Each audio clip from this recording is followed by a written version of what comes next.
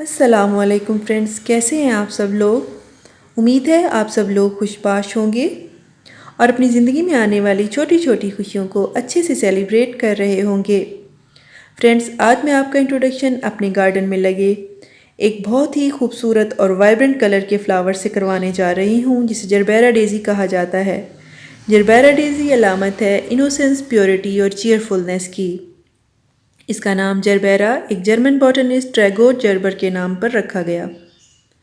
ये एक बहुत ही खूबसूरत फ्लावर है जो कि डिफरेंट कलर्स के फ्लावर्स में आता है, जिसमें रेड, येलो, पिंक, वाइट और ऑरेंज शामिल हैं।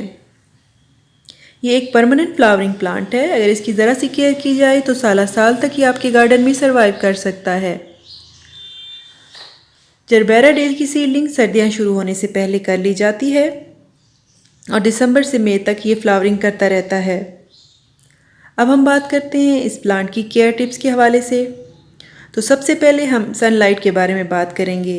सर्दियों के मौसम में तो इस प्लांट को आप फुल सनलाइट में रख सकते हैं, लेकिन गर्मियों के मौसम में जब तेज़ गर्म हवाएं चलती हैं तो इस प्लांट के लीव्स बर्न हो जाते हैं। तो ऐसे मौसम में आप इस प्लांट को अंडर शेड रखिए, यानी शेडी एरिया में रखें, तो ये प्लांट बहुत अच्छे तरीके से सर्वाइव कर जाता है। और जब रेनी सीज़न होता है और ह्यूमिडिटी लेवल बढ़ जाता है, तब आप इस प्लांट को पानी कम से कम दीजिए। जब इस प्लांट की मिट्टी 85% तक खुश्क हो जाए, तब आप इस प्लांट को पानी दें। इस प्लांट को बहुत ज़्यादा फर्टिलाइज़र की ज़रूरत तो नहीं होती, लेकिन अगर आप चाहें तो गोबर खाद इसको दे सकते हैं 1 मुट्ठी हर महीने। इस प्लांट की जो प्रोपगेशन होती है वो सीड्स के ज़रिए भी होती है और बेबी पप्स के ज़रिए भी। ये प्लांट बहार के शुरू में ही पप्स निकालना शुरू कर देता है, यानी पप्स मीन्स बेबी प्लांट्स। आप बेबी प्लांट्स को मदर प्लांट से अलग करके नए गमलों या क्यारियों में लगाकर बहुत सारे नए पौधे हासिल कर सकते हैं।